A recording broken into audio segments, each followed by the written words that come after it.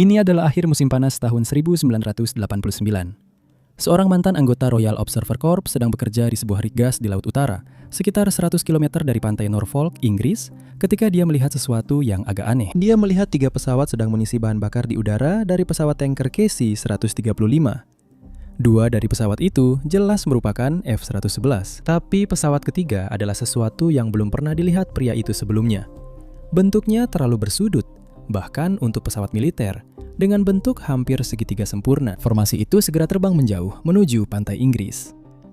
Pada bulan Maret 1990, majalah Aviation Week and Space Technology menerbitkan sebuah artikel sensasional yang mengungkapkan bahwa anggaran Amerika Serikat tahun 1985 mencakup alokasi sebesar $2,2 miliar untuk produksi pesawat yang didanai anggaran rahasia yang dijuluki Aurora untuk tahun fiskal 1987.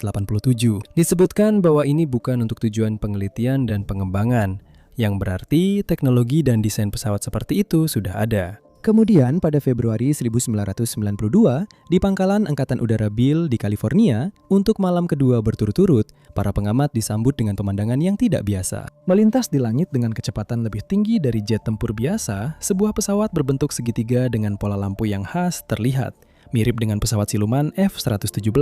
Lampu-lampunya terdiri dari 1 lampu merah di dekat hidung pesawat, 2 lampu berwarna putih di masing-masing ujung sayap, dan 1 lampu di bagian ekor pesawat. Para pengamat mencatat bahwa lampu di ujung sayap berjarak sekitar 2 kali lebih jauh satu sama lain dibandingkan dengan F-117.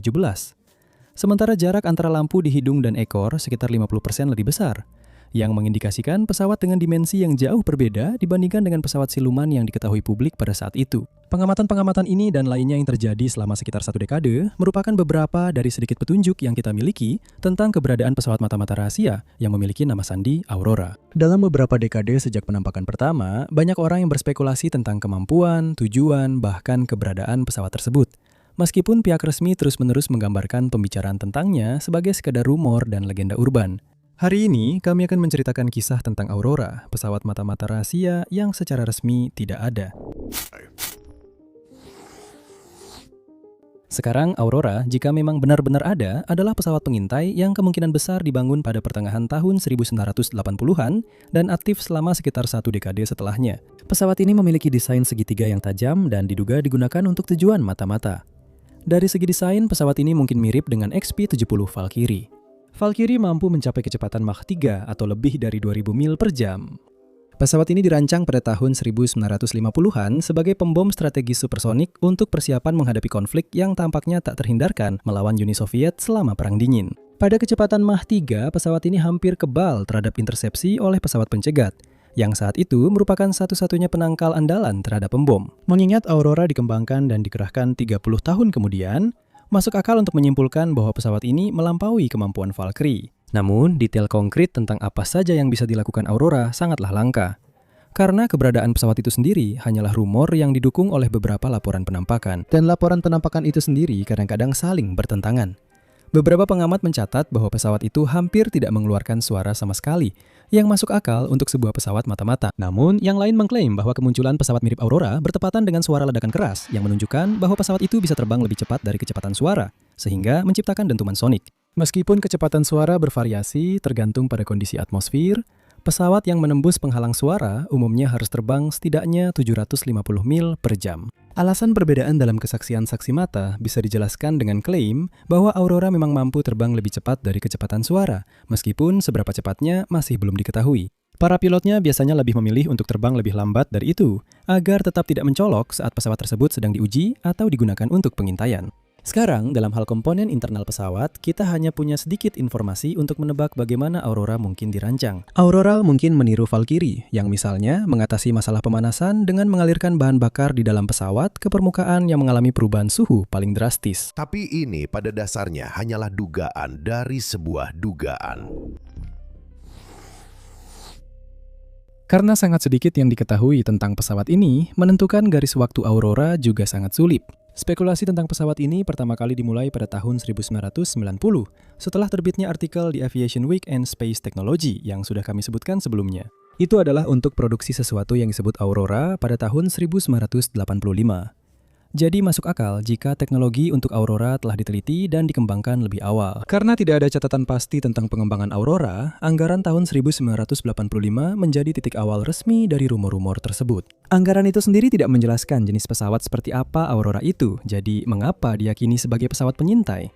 Nah, alasannya adalah penempatan item anggaran yang mendanainya. Pendanaan Aurora muncul tepat setelah pendanaan untuk TR-1, sebuah pesawat penyintai ketinggian tinggi yang juga dikenal sebagai pesawat mata-mata. Aurora dianggap sebagai upaya untuk menggantikan SR-71 Blackbird. Blackbird awalnya dikembangkan sebagai pesawat tempur supersonik yang bisa melindungi pesawat penyintai TR-1. Tetapi akhirnya CIA menyadari bahwa Blackbird jauh lebih cocok untuk pengintaian daripada pertempuran. Aurora mungkin merupakan upaya untuk merancang pesawat tempur guna mengisi peran tersebut, atau untuk lebih meningkatkan desain Blackbird agar dapat menjalankan tugas mata-mata dengan lebih baik. Bagaimanapun juga, pendanaan tampaknya sebesar $80 juta pada tahun 1986 lalu melonjak drastis menjadi $2,2 miliar pada tahun 1987. Pada tahun 1989, para saksi melaporkan penampakan sebuah pesawat hitam berbentuk segitiga yang cepat dan senyap. Pada tahun yang sama, para saksi di Nevada menggambarkan sebuah pesawat berbentuk segitiga yang khas yang cenderung terbang di atas gurun Mojave pada ketinggian dan kecepatan tinggi di pagi hari, sekitar pukul 6 hingga 7 pagi. Mereka mencatat bahwa jejak kondensasi pesawat itu, uap air yang mengikuti pesawat saat terbang, memiliki bentuk yang tidak biasa.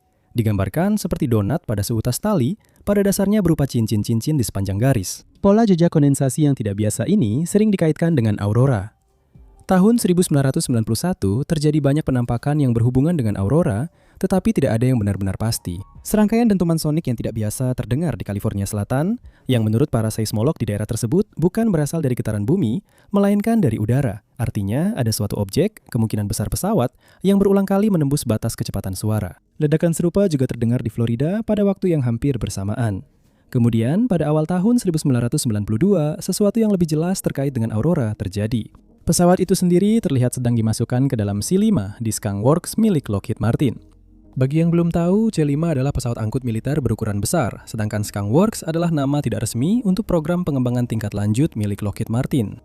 Keberadaan Aurora di Skunk Works memang masuk akal, mengingat Lockheed terlibat dalam teknologi militer yang sangat maju dan sangat rahasia. Mengangkut pesawat sebesar Aurora dengan C-5 terasa tidak praktis. Meskipun deskripsi umum tentang pesawat yang diangkut sesuai dengan apa yang diketahui tentangnya pada saat itu. Spekulasi menyebutkan bahwa objek mirip Aurora yang sedang diangkut itu sebenarnya adalah drone hipersonik yang akan diluncurkan dari pesawat Aurora yang lebih besar.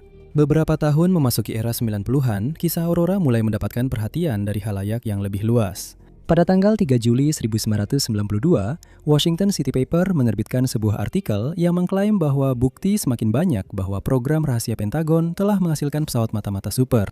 Cerita tersebut terutama mengutip Jim Morey, seorang ahli seismologi yang telah merekam serangkaian peristiwa sonik pada seismometernya. Seismometer ini akan bereaksi, dan kemudian akan ada panggilan masuk yang mengonfirmasi gangguan tersebut. Sebagai seorang ahli seismologi, Morey sudah terbiasa mempelajari pergeseran kerak bumi. Tetapi itu bukanlah yang terjadi di sini. Gerakan yang berasal dari bumi, seperti gempa bumi, memiliki pola khas yang tidak diikuti oleh peristiwa-peristiwa ini.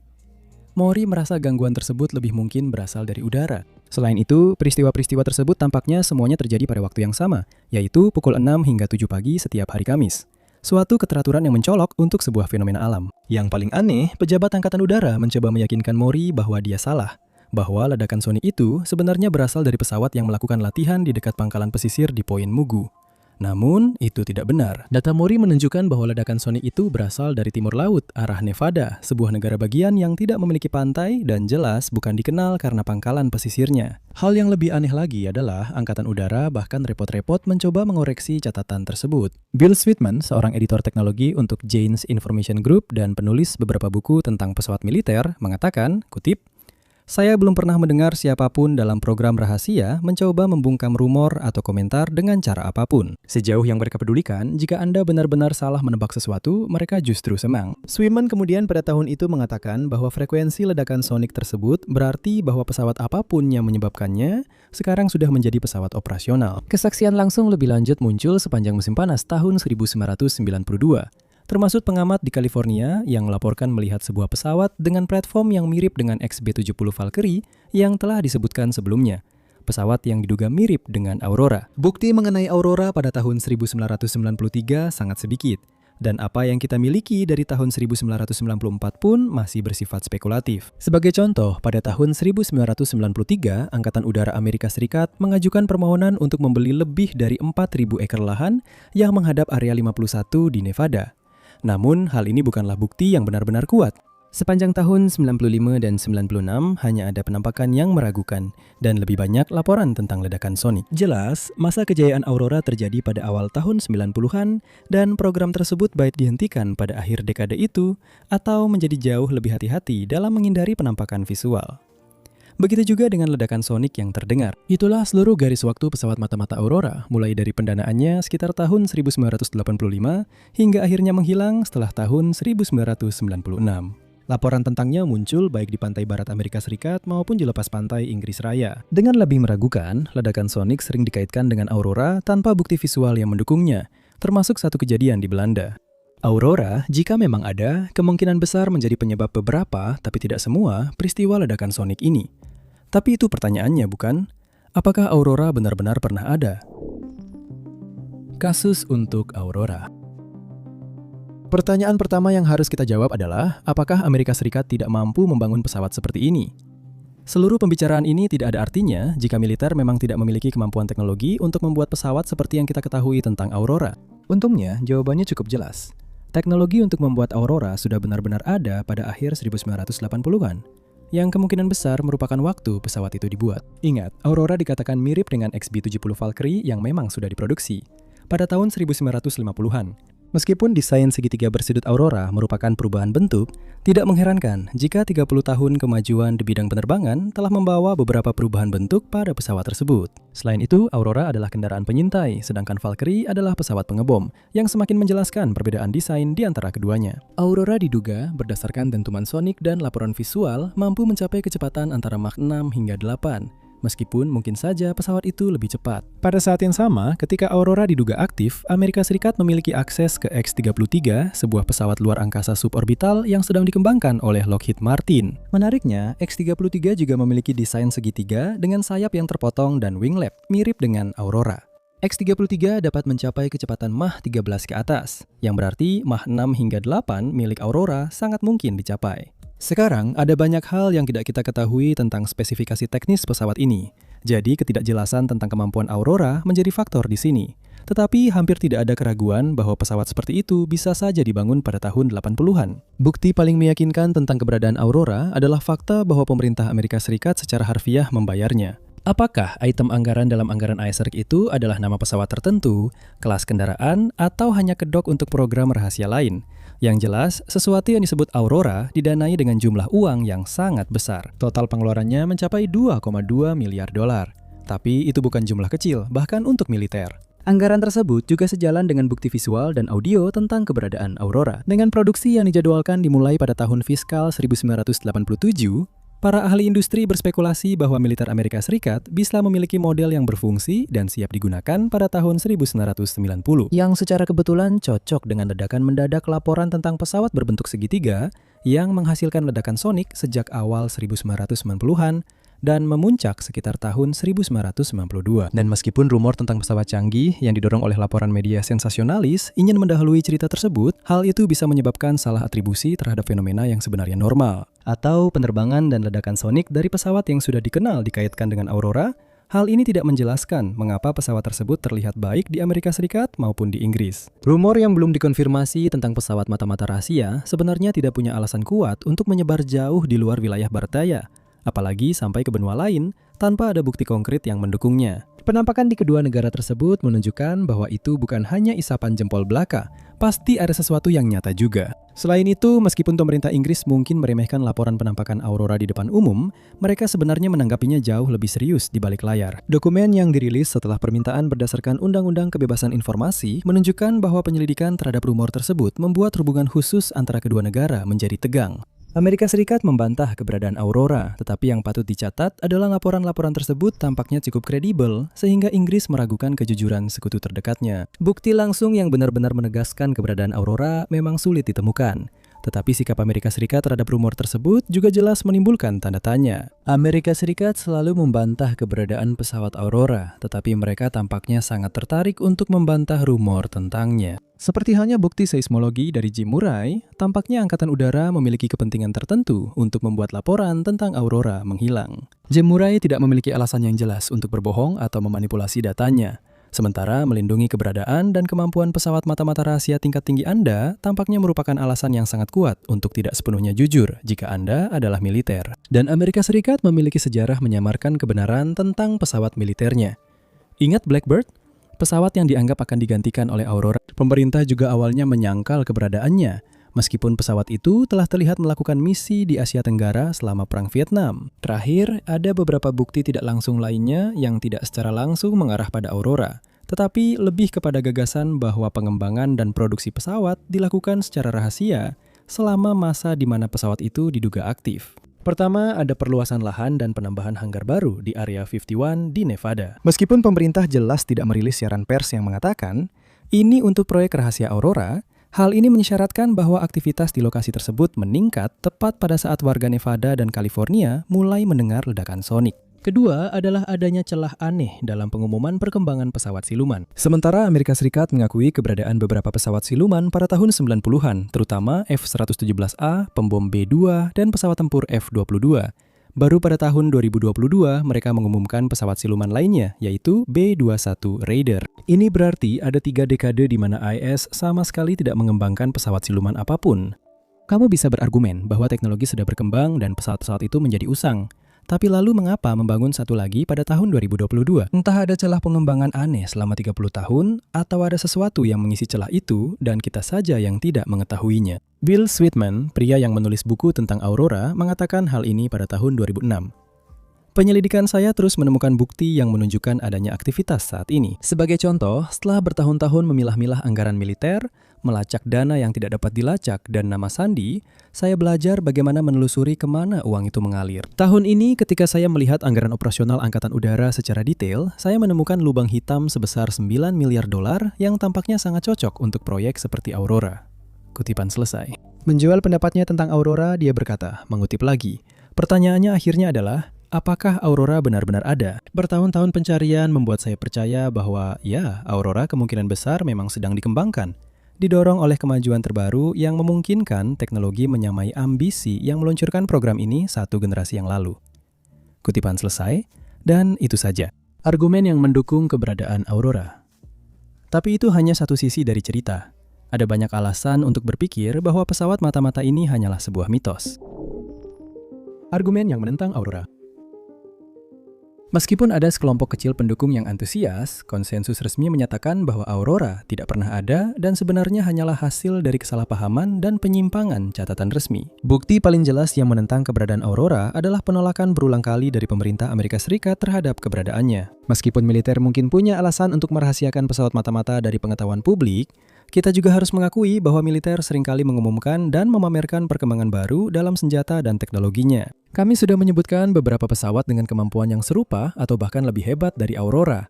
Dan tidak satu pun dari pesawat itu dianggap sebagai teknologi rahasia hanya untuk militer, setidaknya tidak 40 tahun setelah dikembangkan. Lalu bagaimana dengan anggaran yang menunjukkan bahwa Kongres mengeluarkan banyak dana untuk mendanai semacam proyek Aurora?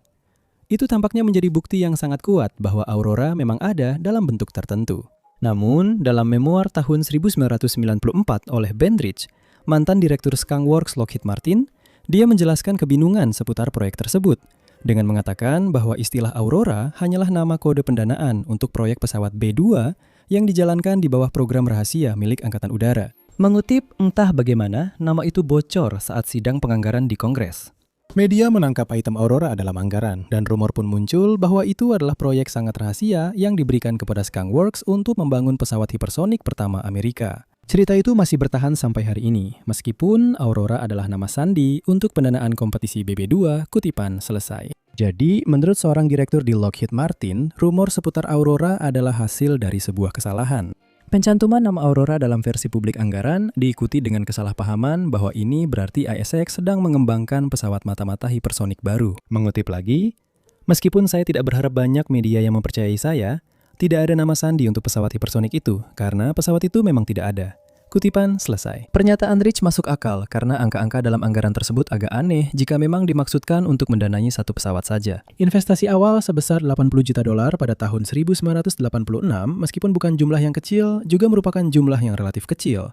Bahkan jika mereka hanya berada pada tahap penelitian dan pengembangan saat itu. Sebaliknya, 2,2 miliar dolar yang dialokasikan untuk tahun 1987 adalah angka yang sangat besar.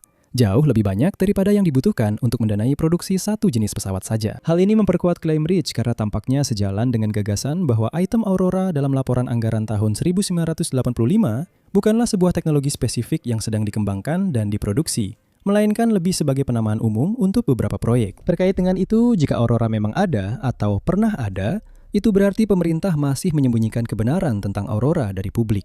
Tapi kenapa? Bahkan para pendukung Aurora yang paling setia pun mengakui bahwa ledakan sonik yang dikaitkan dengan pesawat itu mulai berkurang pada pertengahan tahun 90-an. Ini mengisyaratkan bahwa program tersebut telah dibatalkan sepenuhnya atau menjadi usang karena teknologi lain. Coba bayangkan skala proyek Aurora. Ini adalah proyek senilai minimal 2,2 miliar dolar. Kita tidak tahu apakah pendanaan itu dimaksudkan untuk menutupi seluruh proyek selama masa hidupnya, untuk jangka waktu tertentu, atau hanya untuk tahun 1987 saja. Tapi bagaimanapun juga, ini adalah proyek besar yang pasti melibatkan banyak peralatan dan fasilitas khusus, serta tenaga kerja dari ribuan orang. Dan meskipun begitu, tidak ada seorang pun pembocor rahasia yang muncul, tidak ada dokumen rahasia yang dibuka, dan masyarakat umum belum bisa memberikan bukti pasti bahwa pesawat Aurora pernah ada. Aneh rasanya jika pemerintah terus menyangkal keberadaan pesawat yang sudah usang, atau tidak ada satupun pembocor rahasia yang muncul di tengah laporan saksi mata dan spekulasi yang terus berlanjut. Berbicara tentang para saksi mata itu, laporan mereka juga patut ditelaah secara kritis. Laporan yang paling krusial, yakni yang menyebut bentuk segitiga Aurora itu sendiri, biasanya hanya datang dari satu orang pada satu waktu, dan jumlahnya pun relatif sedikit. Sulit untuk mempercayai kata-kata dari beberapa orang yang sering menyaksikan Aurora bergerak dengan kecepatan yang sangat berbeda-beda, dan menggambarkan desainnya sedikit berbeda satu sama lain. Bukan hanya itu, tetapi kesaksian-kesaksian ini juga tidak disertai dengan bukti fisik.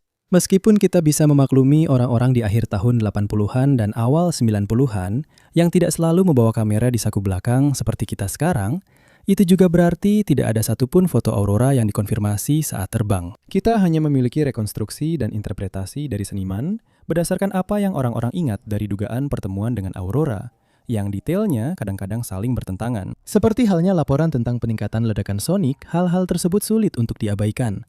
Ledakan itu didengar oleh banyak orang, dan laporan seismologi mendukung cerita mereka. Namun, laporan-laporan tersebut tidak bisa secara pasti dikaitkan dengan Aurora, dan bisa saja memiliki penjelasan lain. Kita tahu bahwa pada saat aktivitas Aurora paling tinggi, Amerika Serikat sudah memiliki banyak pesawat lain yang bisa menembus penghalang suara. Setiap atau semua ledakan sonik itu bisa saja dikaitkan dengan pesawat-pesawat yang sudah diketahui publik. Ada juga kaitan legenda Aurora dengan Area 51. Sekarang, Area 51 memang benar-benar merupakan pangkalan Angkatan Udara Amerika Serikat di Nevada yang tidak mengungkapkan aktivitasnya dan menjaga agar publik tetap menjauh. Namun, selama bertahun-tahun, pangkalan itu telah menjadi tempat untuk hampir semua teori konspirasi yang ada. Area 51 diduga terlibat dalam penyimpanan atau pemeriksaan pesawat luar angkasa alien atau bahkan alien itu sendiri. Meneliti manipulasi cuaca, perjalanan waktu, dan teknologi teleportasi.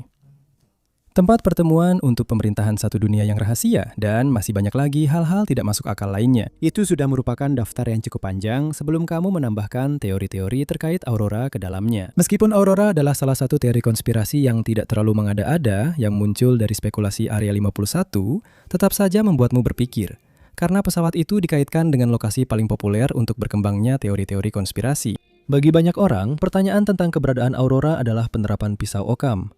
Artinya, ketika dihadapkan pada dua teori yang saling bertentangan, kamu sebaiknya memilih teori yang membutuhkan asumsi paling sedikit. Pemerintah selalu membantah keberadaan Aurora, meskipun tampaknya mereka bersedia mengakui beberapa pesawat lain dengan kemampuan serupa.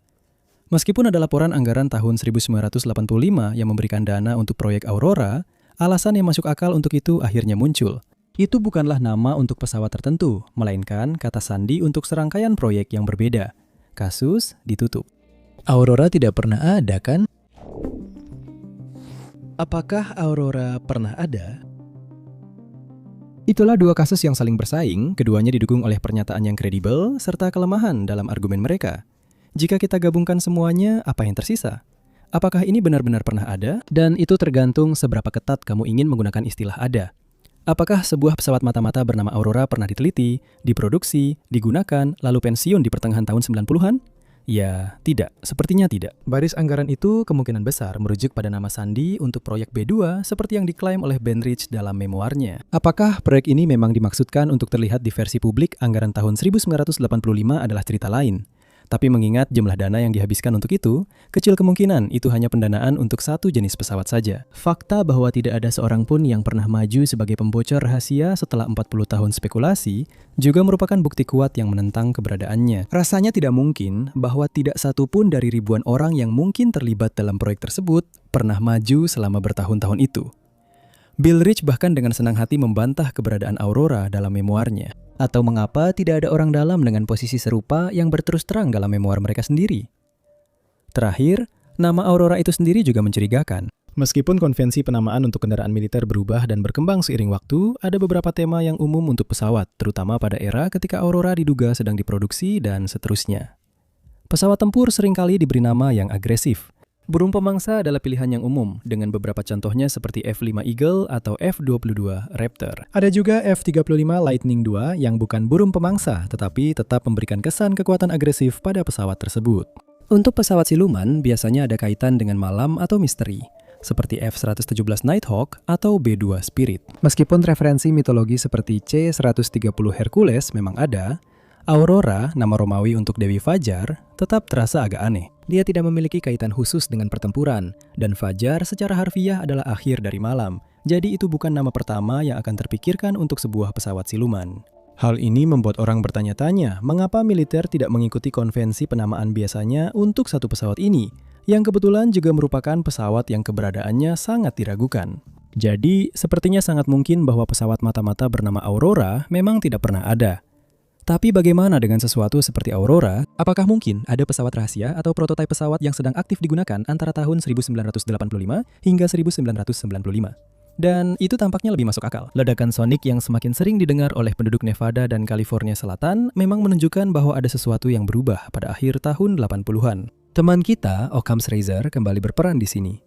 Karena penjelasan paling sederhana untuk lonjakan tiba-tiba peristiwa sonik adalah bahwa Angkatan Udara telah meningkatkan pengujian pesawat mata-mata baru yang mampu menembus penghalang suara. Meskipun saksi mata langsung terhadap pesawat seperti Aurora sangat sedikit dan jarang, setidaknya ada satu kesaksian yang kredibel. Dan itu adalah salah satu yang paling awal, yang sebenarnya sudah kami sebutkan sebelumnya. Saat bekerja di Anjungan Gas Laut Utara, 100 km dari pantai Norfolk di Inggris, Chris Gibson menyaksikan 3 pesawat terbang. 2 di antaranya ia kenali sebagai F-111, tetapi yang ketiga tidak bisa ia identifikasi. Ia mencatat bentuk segitiga yang aneh dan setelah pengisian bahan bakar, pesawat-pesawat itu menuju ke arah Inggris. Gibson bukanlah saksi sembarangan. Ia memiliki pengalaman lebih dari 1 dekade di Royal Observer Corps. Itu penting karena Royal Observer Corps adalah organisasi pertahanan sipil yang secara khusus ditugaskan untuk mendeteksi, mengidentifikasi, dan melaporkan pesawat yang melintas di wilayah udara Inggris. Mengingat pengalamannya dengan berbagai jenis pesawat, sangat menarik bahwa ia tidak mampu mengidentifikasi pesawat terbentuk segitiga itu, atau bahkan menyebutkan pesawat yang ia ketahui yang mirip dengannya. Berbicara tentang insiden itu, Gibson mengatakan hal berikut. Tidak ada preseden untuk ini. Saya semacam menyadari bahwa itu adalah sesuatu yang seharusnya tidak saya lihat. Kita juga tahu bahwa pemerintah Inggris sangat serius menanggapi kemungkinan pelanggaran wilayah oleh pesawat siluman Amerika di wilayahnya, yang semakin memperkuat kesaksian Gibson sebagai sesuatu yang kredibel. Waktunya juga anehnya bertepatan. Meskipun anggaran tahun 1985 mungkin tidak merujuk pada pesawat Aurora yang sebenarnya, lonjakan dana mendadak pada tahun 1987 ini sejalan dengan peningkatan laporan penampakan dan kejadian ledakan sonik yang mulai meningkat sejak tahun 1989. Hal ini memperkuat dugaan bahwa semacam pesawat mata-mata yang mampu terbang supersonik atau hipersonik memang diproduksi dan diuji coba sepanjang akhir tahun 80-an dan awal 90-an. Jika melihat semua bukti yang ada, kita bisa menyimpulkan bahwa meskipun kemungkinan besar tidak ada pesawat mata-mata Aurora dengan nama itu, tampaknya Angkatan Udara Amerika Serikat memang menguji dan mengoperasikan pesawat yang mampu menembus penghalang suara sebelum proyek tersebut dibatalkan atau digantikan oleh teknologi lain pada pertengahan tahun 90-an. Pada akhirnya, keberadaan Aurora tergantung pada sudut pandang masing-masing orang. Ada cukup banyak bukti untuk mendukung kedua sisi, dan meskipun klaim bahwa pesawat mata-mata dengan nama khusus Aurora benar-benar digunakan secara aktif masih diragukan, gagasan bahwa semacam pesawat mata-mata telah diuji dan dioperasikan selama masa yang disebut-sebut sebagai masa kejayaan Aurora justru memiliki dasar yang jauh lebih kuat. Hampir mustahil untuk membuktikan secara pasti bahwa sesuatu itu tidak ada. Dan jika Aurora memang ada, pemerintah Amerika Serikat tampaknya sangat puas untuk terus menyangkal keberadaannya. Mengingat bahkan para pendukung Aurora yang paling fanatik pun mengakui bahwa pesawat itu kemungkinan besar sudah berhenti beroperasi pada pertengahan tahun 90-an, kita mungkin tidak akan pernah mendapatkan jawaban pasti untuk pertanyaan itu. Aurora akan tetap seperti apa adanya. Sebuah pesawat mata-mata yang mungkin ada atau mungkin juga tidak. Terima kasih telah menonton.